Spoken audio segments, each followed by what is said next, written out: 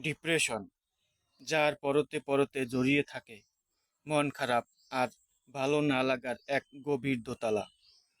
শব্দটি খুব ছোট হলেও এ শক্তিশালী প্রাণঘাতী কীট নিঃশব্দে কেড়ে নিচ্ছে অনেক মানুষের প্রাণ।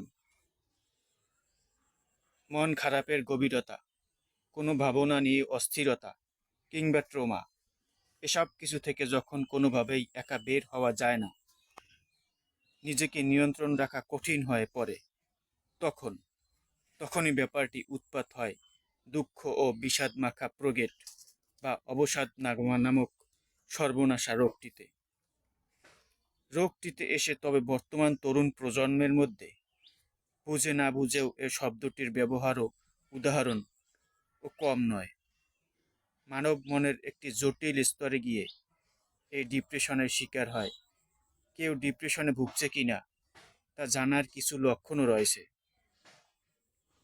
সাদা কালোর মাঝে এক ধূসর এলাকায় আটকে পড়ে ডিপ্রেসড মানুষের মন, বর্তমান পরিস্থিতি এবং তারা নিজে।